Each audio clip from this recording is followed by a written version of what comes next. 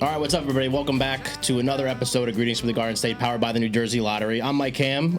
We are here at Bravery Studios in Garfield, New Jersey, with Allison Strong. Allison, welcome to the show. Hi, thank you so much. Thank you, Mike. It's great to have you. Rocking out with the pink today. Yeah, love it. You know, making it pop. The pop Always of color. make it pop. It's Barbie pink. Yeah, and we're very grateful that Marvin and the team here are letting us use this space, which is awesome. Like, I wish, like we were talking off mic before. Don't we all wish we had a studio like this? Like, I mean, all the time. I'm so jealous.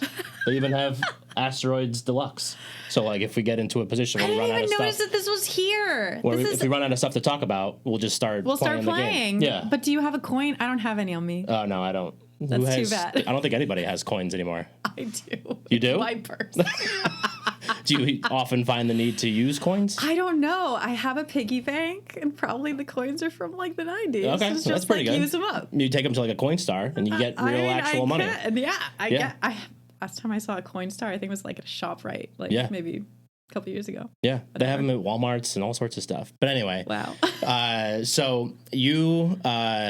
I think you reached out to me, and then I started looking up some of your stuff, and it was kind of like a no-brainer. I was like, we got to get you on the show, and it took a while, you know, because we were waiting on some other spaces, and it was the holidays.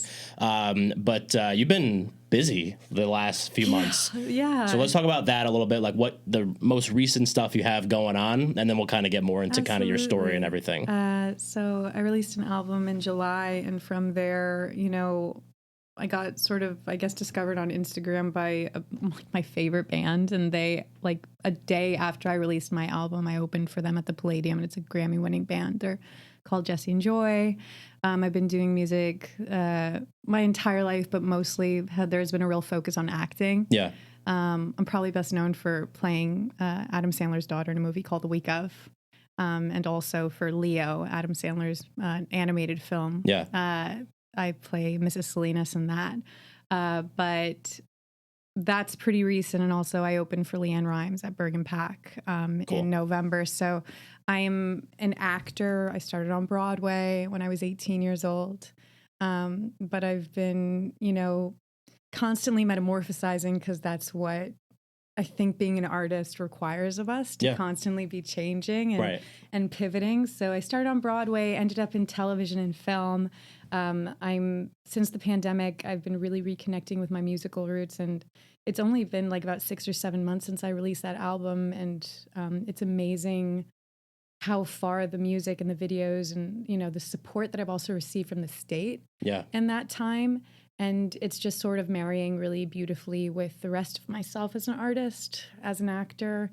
So I guess what I'm saying is I'm here from Jersey. I'm very grateful to be from Jersey, and I'm grateful to be supported as a multifaceted artist in the state. Yeah, for sure. And we love, I mean, we're, as a show overall, like, we're very supportive, or we try to be very supportive of like artists that are just trying to, you know, figure it out, make it, all that kind of stuff. Kind of brave to be an artist. I see what you're doing. This is art. I mean, this is podcasting is an art. Also, like, one of the main things that I've done since the pandemic that we all had to sort of readjust, I created a voiceover booth in my apartment. Yeah. And it's become such a huge part of my life. And it's amazing how, you know, out of necessity, like, amazing things can happen. So I think that podcasting, hands down, is an art. You're an artist too. Thank you. I appreciate that. Well, I mean, it's one of those things where it initially started as kind of like a outlet during COVID, during my old full-time job, where I was like, I need something to do. I need to talk to people. Totally. And then I was like, this is awesome. And then I just started kind of making it my own over time. And then, like 2.5 years ago now, started this show, and you know, then to kind of see it grow and really have something to be proud of at this point. Absolutely, you know, that people can listen to, and it's also that from listening to your podcast, I'm learning about people from this state that I never probably would have known about, and it's fascinating, the profiles that you do. Yeah. So it's also incredible, you know, like, because sometimes as an artist, you're gonna like in this little bubble, you know, and like you think that no one's listening, and it can be frustrating at times, but then sometimes when you take a step back and you have kind of these pinch me moments. Yeah. And I'm sure, like you just mentioned a couple, like you've had plenty of pinch me moments, you know? It's been a year. Yeah. Early on, though, when you were kind of like getting started and all that kind of stuff and finding out like what you were interested in and kind of going down those roads, were there any pinch me moments, like the things that kind of like fueled you to kind of get to the next thing? You know, when I was a pretty shy kid, but you know, this sort of like weird dichotomy of, you know, at 3 years old, I was singing on the table with a plastic dollar store microphone. Sure. And I don't remember this really well, but my mom talks to everybody about it. And, you know, going from that to being like the kid that didn't talk to anybody at school. So my mom put me in musical theater classes. Yeah. And from the moment that I sang, I kind of knew that that was what my persona, that's who I really was. I wasn't this person that was shy. And I started saying from the time I was 9, you know, I'm going to be on Broadway one day. I'm going to be on Broadway one day. And then when I was a freshman at Montclair State, there was an open call and like all of my classmates went and I went too. But I showed up like maybe 4 hours before everyone did. And I fell asleep in a sleeping bag on the street. Really? For the John Stamos Bye Bye Birdie at the roundabout, which you did, right? Which I did. Yeah. But I showed up there and I was like, Mom, I'm gonna do this. And so she waited in the car and it was cold. It was like around this month, March. Yeah. And I had a sleeping bag to save my space in line because I had a matinee of like a community theater performance in Glen Ridge of like, no, not Glen Ridge, Montclair. At the Montclair Studio Plays, I was doing like Little Women. And I just remember being there at like 4 o'clock in the morning. It was like raining. Yeah. And, you know, like everyone that their like crazy stage mom was like there. And I got my spot. And my mom said, Belt, Allison, you've waited all this time, just sing. You have to go do your matinee now anyway. So I like sang and like the casting director didn't even look me in the face. Like they were like my first big audition. Love that. You know what I mean? Yeah. And then I got called back and that turned into my first Broadway show. And, you know, one other classmate who was a guy, but he got in through an agent appointment. I didn't even have an agent. You know, we both ended up getting it. And it's sort of like a pinch me moment, you know, where, you know, when I was 9, I started saying I'm going to be on Broadway one day and I didn't even talk to people. It seems to be a little bit of a disconnect. And then in my teens, you know, like, you know, for that to become a reality, it was wild. And then looking at these, you know, these stage lights and, you know, I can never get enough. Yeah. I mean, there's stage lights here right now. I can't get enough. Right. Yeah. Sometimes it's too, like, we don't even use lights, but sometimes too bright. But isn't it crazy too that like, you know, no matter what it is, like when you find that thing, it's like you find like your actual voice, you know? Exactly. Like I was very similar in that way where like I was shy and I was in sales like when I started podcasting, but when I started doing it, you were shy in sales. Yeah, and I just, you know, wasn't good at it. But you know, like it just was a thing where I was, you know, just kind of figuring it out, and then I started doing this, and then I was like, oh, here I am. You know, I figured myself out, so to speak. You know, and similarly with you, kind of being shy in front of people, but put you on a stage under lights, and it's like it's absolutely like a different person. And then at some point, the two personalities sort of meld. And I found that who I was on stage, I think that was the true embodiment of who I was. I was just, you know, I just needed to step up and realize it. Yeah. And I'm lucky that I've known that since I was really young. And I think it's so interesting though, but as a child, there's like this unhindered confidence and sureness. Yeah. And then as we get older, I think the world sort of, you know, tries to tell us no. And you know what I mean? Yeah, right. It tries to tell us no. And then that's where the doubting sort of comes through. And, you know, I've experienced my fair share of that, of, you know, being told, oh, you're not a pop singer, so you're not really since you're not going to be a pop artist, you're really not a singer, so why don't you just go into the acting? And like, you know, it always has felt a little bit like a battle between those two sides of my artistry. And I think since the pandemic and I also, you know, the way you picked up like the podcasting and stuff like that, I started a songwriting group during the pandemic that turned into the album I just released and the album I started recording yesterday. Oh, cool. Afternoon. Yeah, that's awesome. My third one I started yesterday. Well, congratulations. Thank you. Yeah, we're obviously very excited about that now. No, totally. It's amazing. You know, I recognize acting is probably what I'm most known for. Yeah. But now that I've been performing live and, you know, opening for all these cool artists, there's some people that actually don't know me for my acting at all. Yeah. They only see me as a singer. So Right. it's kind of weird when, you know, I've had people message me like, I had no idea you were an actor. Yeah. Yeah, but I think it's like what you said before too, like how it kind of evolves, you know, like the acting wouldn't have come if not for the music and, you know. Exactly, because musical theater is like exactly. that. So the musical theater, and then that turned into an agency, that turned into doing lots of commercials, and then that turned into, oh, Allison, but if you're an actor, you have to be on TV. Yeah. You know, and Right. then, oh, well, there's this movie that's auditioning. And then, you know, I probably auditioned thousands of times, and you don't get, I would say 98% of the work you audition for that is just a reality of my industry. Is that like something that you had to kind of maybe early on was like, this sucks, you know, and then kind of get used to that rejection and failure? Or was it kind of...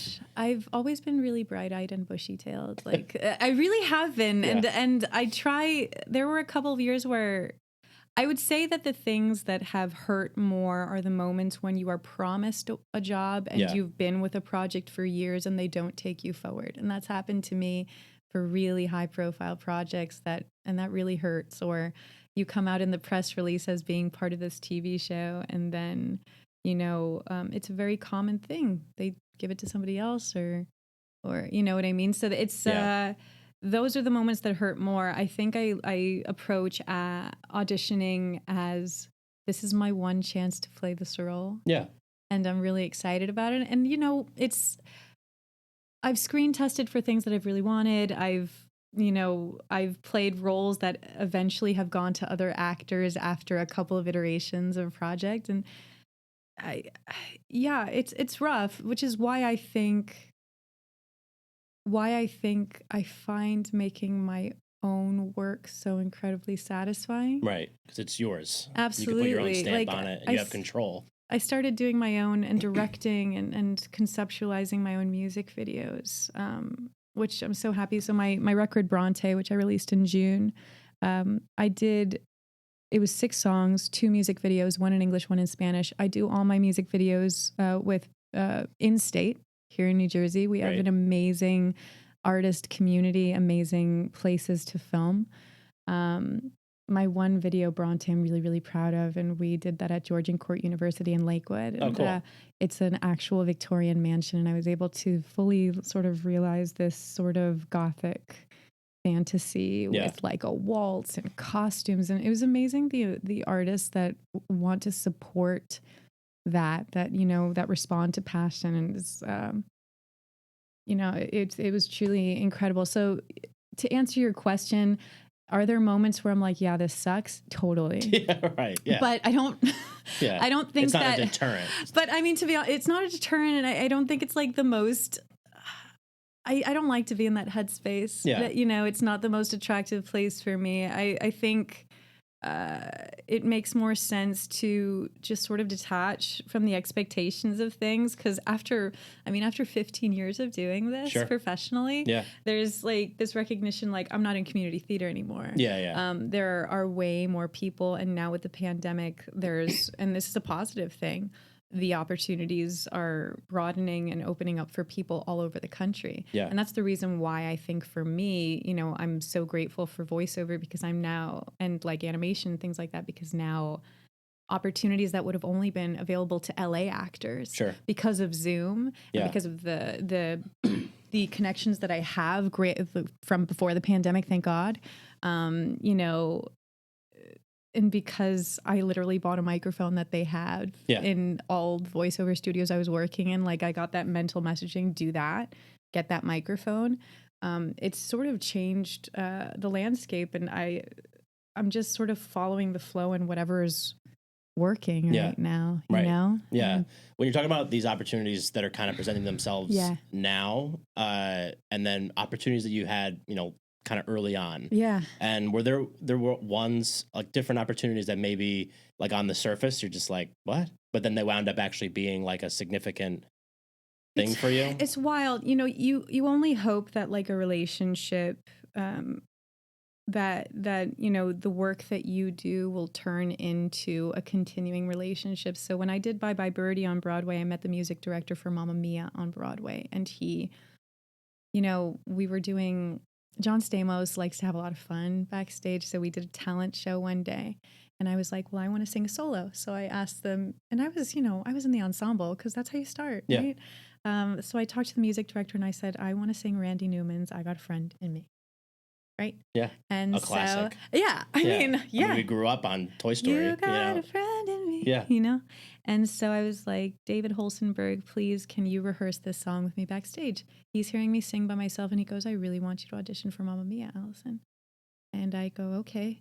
And I auditioned the first time. You know, Bye Bye Birdie lasted 6 months only on Broadway. I auditioned for Mamma Mia, didn't get it. Went back to Montclair State to do my sophomore year. Yeah. Because I missed a semester and then I jumped right back in. Because our show closed in January, went in to do the show. And then the following year, Allison, we want you to audition for Mamma Mia again. By this time, I'm like, whatever. Yeah, I've seen this movie before. I'm like, whatever. And but that sort of surrendered sort of energy of not really putting too much expectation on it. Sure, yeah. I got the job the next day or something like that. Yeah. And then, you know, had the coolest summer job ever. Right. Seriously. From college. Yeah. And you know, was sort of like the little sister in the show because I was about like, I don't know, maybe 7, 8, 9 or more years younger than everybody else. Right. Was, you know, went from my junior year of college to, you know, taking the bus every day and like going and doing this show at night and singing ABBA, which is, I mean, how can you not be happy? Yeah, right. Singing and dancing to ABBA every night. And it was full houses every day. Yeah. And it was summer. It was awesome. So I've had many moments where people have sort of recognized something in me that maybe I didn't sort of recognize in myself. Yeah.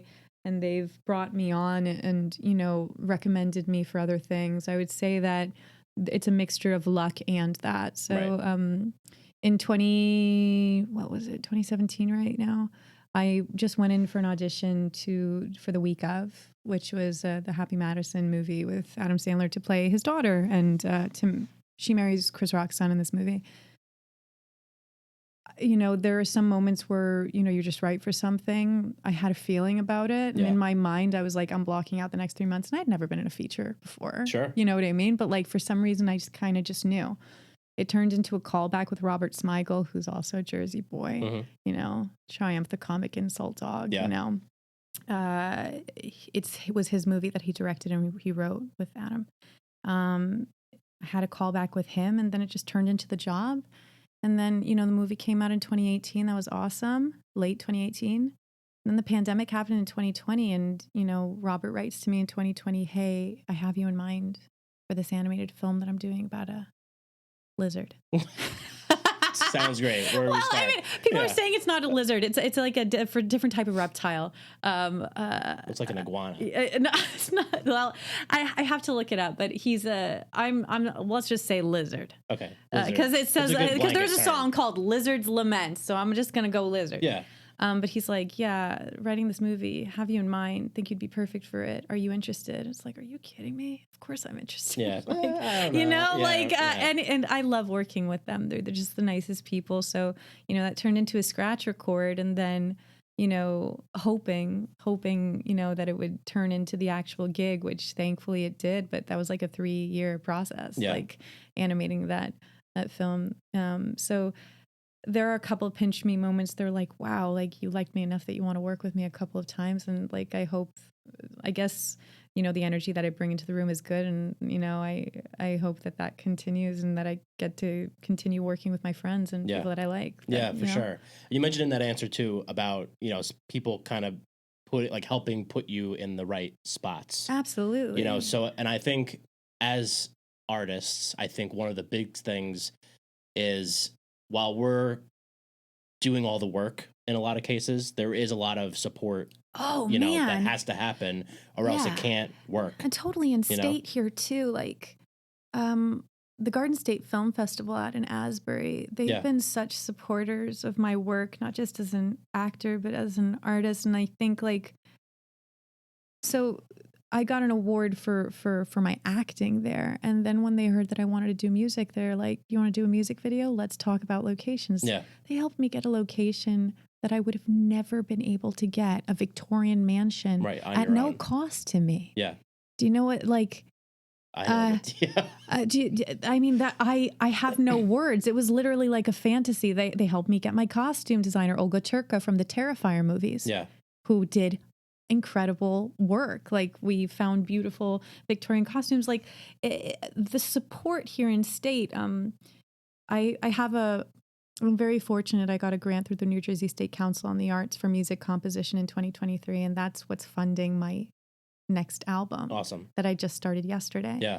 And because of a performance I did for them in Trenton this summer, Bergen Pack saw me, and that turned into the Leanne Rimes opener opportunity. Yep. So it's just sort of like these moments where maybe it's luck, or, I think we put ourselves into, I'm going to use baseball terms. I know you coach baseball, right? Yeah. So we throw the ball, we hit the ball, we hope that it'll land somewhere. Right. And then somebody, continues, it's like play ball. It's like, it just continues. So maybe I applied for the grant. They gave me the grant. Maybe I emailed them that I have an album coming out. They had me performing for all of the theaters in the state. It turned into me opening for Leanne Rimes. Absolutely wild. The connections and the people that you meet, you never know who you're talking to. Right. Ever. Yeah. And who they may become one day. You're right. That's the other thing too, is how, you get someone on, you're like, this is a great conversation, and you don't even know what the next thing is that they're going to do. Absolutely. Or who a lot of times you don't even know who they know, And I think one of the big things for me too has been, a lot of times some of my best guests that I've ever had on this show have been referrals from other guests that I've had on the show. And it's just kind of how the wheel starts spinning, and it's a lot of fun for that. And it's, I think, and it's not, look, I know that networking is a huge business term. Yeah. I don't know that I necessarily love the word. I think community is something that I respond more to, and also coming at it from a genuine place. I'm genuinely excited to be talking to you right now. Yeah, me too. I listen to you. Yeah. I've watched my friends be interviewed by you, or it's so, it's amazing how the world works. But I just say come at it from your authentic and genuine way. And I think people respond to that, and it turns into, beautiful continued relationships. Yeah, for sure. Yeah. The Mayo Performing Arts Center is the heart of arts and entertainment in Morristown, New Jersey. MPAC presents over 200 events annually and is home to an innovative children's arts education program. To see MPAC's upcoming schedule of world-class concerts, stand-up comedy, family shows, and more, head to mayoarts.org or just click the link in our show notes. Hey folks, I want to tell you about the crew over at Make Cool Shit. These are the magicians who recently gave our podcast a jaw-dropping makeover. You know how we roll here at Greetings from the Garden State podcast, right? We're all about that Garden State attitude. Well, Make Cool Shit shares that same vibe, and they've got something absolutely epic to offer. It's called the Unlimited Cool Shit Design Subscription. It's a game changer, my friends. Imagine this: unlimited creativity, one flat monthly fee, and none of that boring stuff. It's like having your very own army of design superheroes on speed dial. Whether you're a fresh rate startup or a seasoned business looking to shake things up, the team at Make Cool Shit has got your back. It's all about making your brand sizzle, no matter where you are in your journey. So if you're ready to turn your ideas into mind-blowing realities, then it's time to connect with Make Cool Shit. Check them out on Instagram at WeMakeCoolShit, or visit their website, WeMakeCoolShit.co. Remember, that's co, not com. When we're talking about also kind of support, obviously you've had a lot of support in state. Absolutely. Personal relationships. I mean, I know you talked about your mom early on. Oh yeah, my mom's huge. Talk to me a little bit about a couple people maybe that your mom and whoever else that were kind of so important to kind of getting you to that excuse me, next level. Yeah, absolutely. Well, I come from a Colombian immigrant family. My mom came to this country when she was 9. Came through Houston.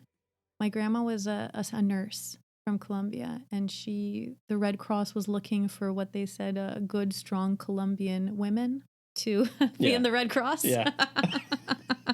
That's what they put on the poster. And she's like reading it in Colombian. She's like, I'm a good, strong Colombian woman. Like, perfect recruiting. So she goes to Texas with $200 in her pocket by herself. She had 2 kids by that point, but she's like, I'm going to try this. Yeah. I'm going to go on this adventure.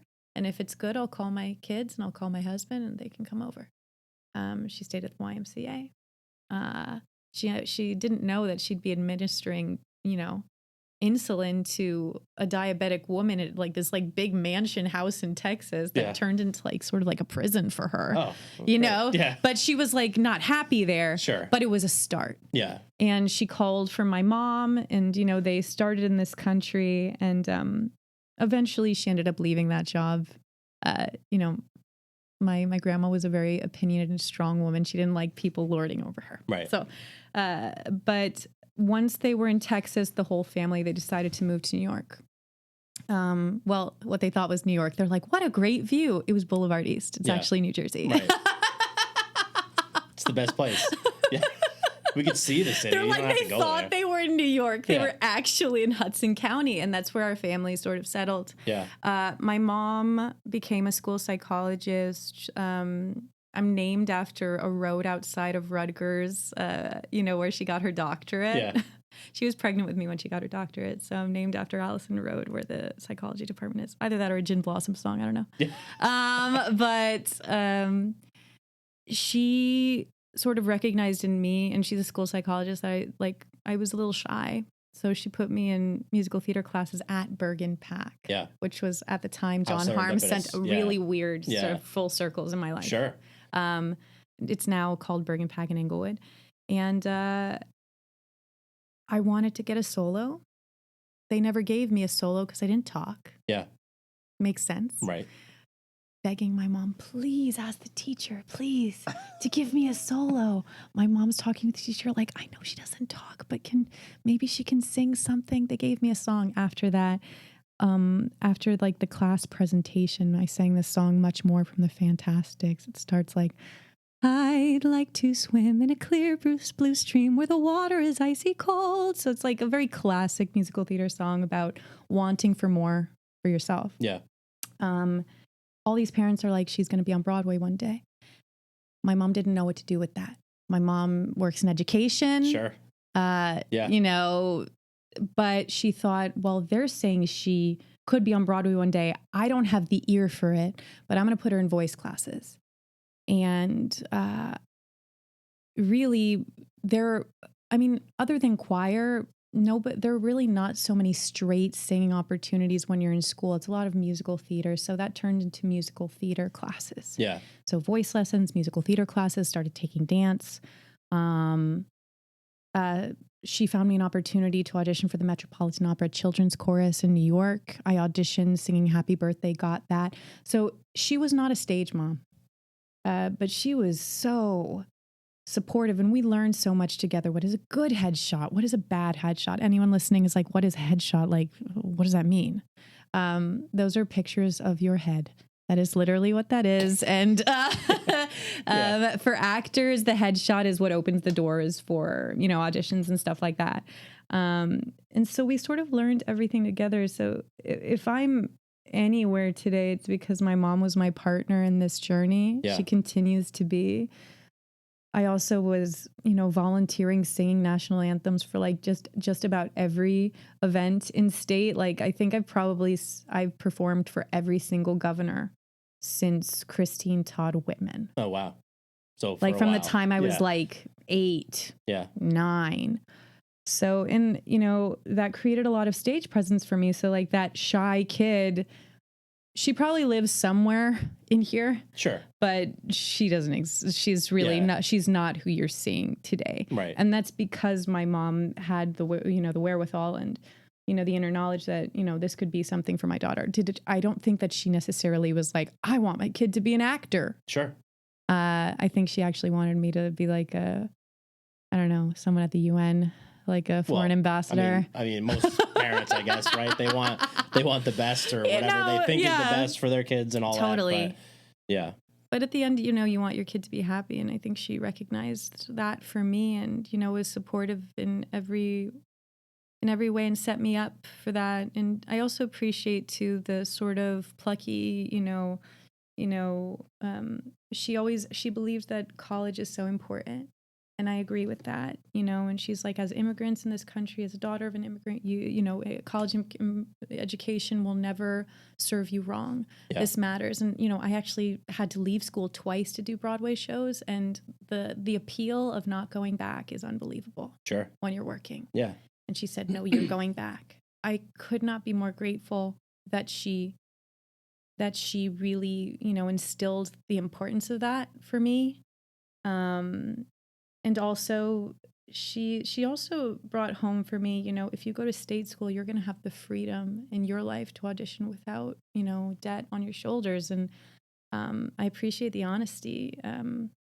Because of that, I've had so much freedom and the ability to utilize my resources in different ways. Because, like, for passion projects, like, no one's funding me. Yeah, right. This is me taking shots and bets on myself, and it's turned into really cool opportunities, and I'm grateful that I've been able to have that freedom. It's because she's guided me in that direction, whether or not she knew about acting, right, or music or anything. She's always been there. Yeah. And so it's very satisfying, those moments where, like, I'm on stage and seeing my mom, who's actually a very shy person, sort of catatonic in the audience, freaking out like for me, like at the Leanne Rimes performance, like my family told me that her head didn't move once.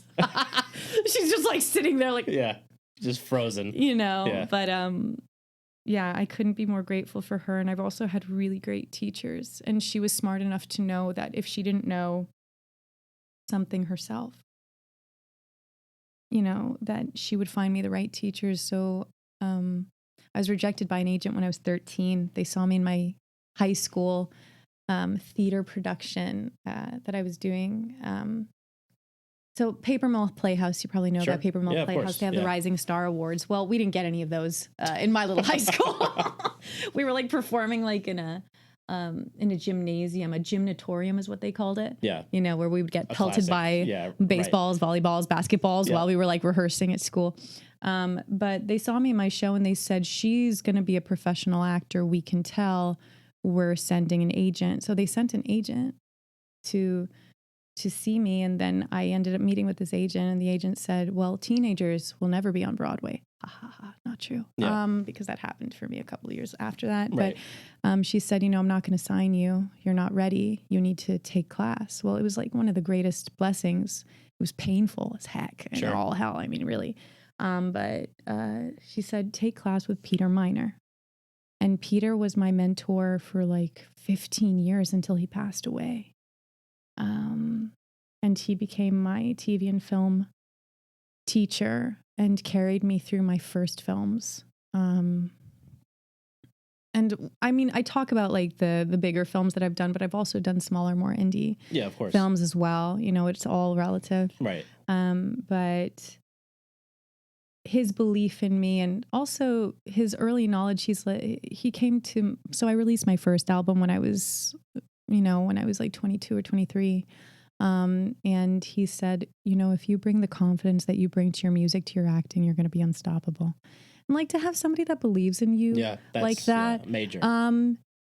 It's really major. So I've had amazing teachers. I think of my first grade teacher, Mr. Conklin, who, got me involved in all of the community theater productions like that I started doing when I was a kid. And I think of my high school drama director, Jack O'Connor, who's no longer with us, who, I did all of the high school musicals. I did all of that. Like I all of this professional sort of acting stuff didn't happen until the year after I left high school. You know what I mean? So, all those people were super integral for me. I had a bunch of like theater dads, and TV film, sort of dads, and my mom. Yeah. And my family doesn't, we don't come from, like, I don't come from an acting dynasty. Yeah, right. Everything that I've done is from just pulling up my bootstraps and just having that sort of I can do mindset. But maybe it's also like the beginner's mindset of like not really knowing what you're getting into, but just going with, and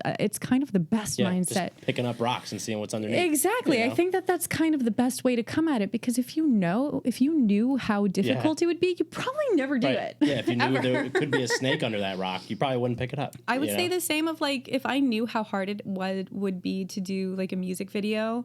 Like when I started the process of releasing my EP and stuff like that, I don't know that I would have done it. But I think that what we want is on the other side of the thing that we're most scared of. Yeah. In most cases. Totally. So. I do want to shift gears like just slightly. Yeah, let's do it. Because I know we're not like close to the end, but we're getting closer to the end. Cool. Which sucks because I feel like this conversation can go on for another like 4 hours. But when like you grew up in the Union City so I area? was born in Hoboken. Okay. And raised in Union City. What was that experience like? Because that's obviously like awesome. My girlfriend Christy's parents are from that same area, Cuban immigrant, Yeah. Italian immigrant. So like West New York, Union City, like that whole Hudson kind County of. is just the coolest. I Yeah. don't think I even realized that. None of my friends and we really realized how cool it was growing up because our parents were so scared. I mean, immigrant parents are so scared to let their kids go to New York. It's just the truth. Yeah. I didn't take the bus by myself till I was forced to for my callback for Bye Bye Birdie. Yeah. And even then this is a longer story, but my grandmother was dying when in Colombia when I got my final callback for Bye Bye Birdie, so my family couldn't be with me. But the joy of the Union City community, the Hudson County community, really tight-knit families of immigrants, and in many cases, people's direct families can't be there, so we become each other's family. Right. So my best friend, I call him my brother. His mother, I call my second mother. She took me to my final callback for my first Broadway show. She doesn't even speak English. She taught me how to take the bus. I'm like, I could cry. She taught me how to take the bus. We talk about coins back in the day when we used coins. Yeah. Tokens, coins, everything. She's like, okay, the bus is $2.50. So this is what you do. You go on Kennedy Boulevard. You give the guy $2.50 as soon as you land in Port Authority at gate 51.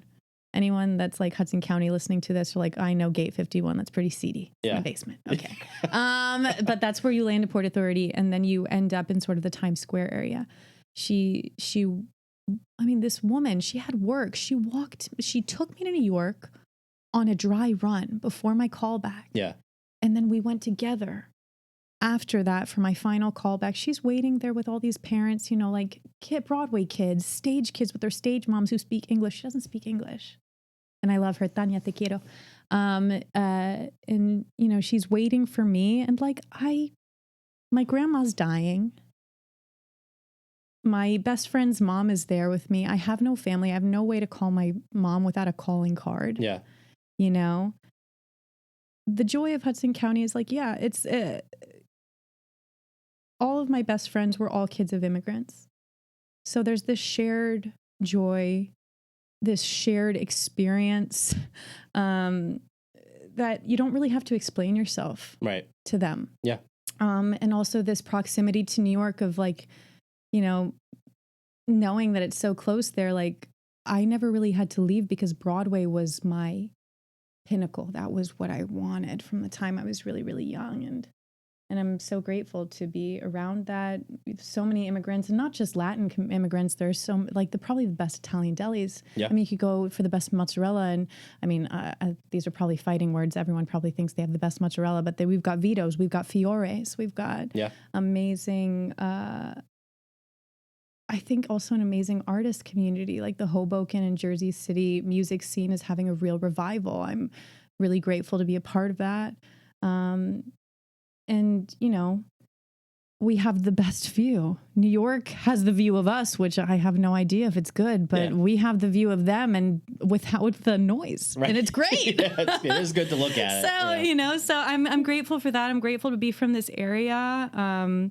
I have the same group of friends that I had from the time I was in middle school. My best friend when I was 5 is still my best friend now. I'm grateful that I get to make music in this area because there are so many artists here, and that I didn't have to move from North Carolina or Florida or something to come to this amazing area. And truly, really, very, very fortunate to be surrounded by an amazing support system. Yeah, for sure. So, I know you mentioned you started recording a new album yesterday. Yeah, I did. What are some things that people should start to expect to see from you soon? Whew. Well, it's interesting, obviously there's more acting coming from me in the next coming months, but for this album, I'm sort of exploring weightlessness and the weight we carry, whether that be from, painful experiences, relationships, and then also the weightlessness that we feel like with love and like with happier experiences. So it's going to be a 6-song project. People are responding more to singles these days than fully realized projects. Sure, yeah. So I'm probably going to start rolling those out. I'm not sure if I think summer feels a little soon, but maybe in the fall or winter of 2025. So right now for the next month, I'm going to be recording. And then during the summer, I'm probably going to be making some music videos. Yeah. And then rolling that out. It's such a slow process because it's basically just me doing it. And not just me. I'm very lucky to have because of my film experience, I know a lot of directors of photography. Yeah, right. I know directors. I know, gaffers and stuff like that. So it's gorgeous to know that my life experience is helping inform this music sort of era that I'm in right now. Right. And so I would definitely expect new music. I have concerts rolling back in the tri-state starting in May. But I'm also branching out and going to Connecticut this summer and other places. You know How what I mean? exotic for you. Going out. Yeah. But performances in the New York and New Jersey area, again, starting in May, once I'm done with this recording process, it's pretty intense. Yeah. And so I'm definitely in a writing mode right now. Yeah. That would be really hard for me to start a project now and then not have it come out for another it's year and a half. It's totally rough. I have a mental block of I can't hang on to this for too long. Here you go. I think that's hot potato. I think that's a great attitude to have about it. My last EP that I released, Bronte, which it's after Emily Bronte, the author. My single off of that record is based off of Wuthering Heights, which is a book I loved very much when I was younger. But that project, I started that project in 2020 and it didn't release until 2023. Yeah. I mean, I also put it on myself. Everything is a production. If you watch my music video, it looks like a Hollywood film. Which is it's gorgeous. It's like a real feast for the eyes. So I don't know that I want to be more like you and I want to be more like you. So let go. Striking that balance. I think it's striking that balance and letting it go a little bit. But let's see what happens when I'm done recording. I think I want to mix it quicker and then mask. Because when you record, you record. Yep. You do the harmonies. You mix. You master. Also, I'm hiring more instrumentalists and more people than just myself. Right. I employ a lot of other people. And then after that, I have to choose the singles that I want to make videos and find the team to do that. Find the funding for it and, find places hopefully in the state of New Jersey where I can make my videos. Cause I love doing stuff in state because our film community is so strong here. Yeah. But it is a bit of a long process and then you have to promote it. I know. Yeah. So that it doesn't just fall on deaf ears. Chestnut, you know what I mean? You do all these cool things and then you actually have to tell people about it. It's well, come on. Yeah. And also live performances, trying to find the right places. There's so many places I want to play. We have an amazing venue in Jersey City called White Eagle Hall. That's one place. That's we're doing dreams. Jersey Fest at White Eagle Hall in I heard May. that. That's awesome. It's going to be amazing. Cool. Yeah. But we're hoping that one is going to wind up being an annual thing. That's so great. As long as we pull it off, which we're on track to. I'm sure you will. But yeah, when I pitched that idea to them, they were like, we love it. Let's do it. It's an incredible venue. I watched some really cool stuff. I saw a wrestling musical there. Oh, cool. In the last couple of months. That is awesome. Yeah. Very, very cool. Yeah, for sure. Okay. So cool. People are watching this. Yeah. They've heard your story. I mean, there's way more to the story, obviously, that we didn't even get to, but I'm sure that they can go find it. But where should people be going to go learn more about you? Awesome. Well, you can visit me at www.allisonstrong.com. And the place I'm most active is on Instagram. So you can follow me at Allison T Strong. So that's ALLISONTSTRONG. My music is on Spotify, Apple Music, pretty much anywhere you can listen to music. And my music videos are on Vivo. So Allison Strong Vivo. And I'd love to connect with you. So please connect with me. Yeah. Awesome.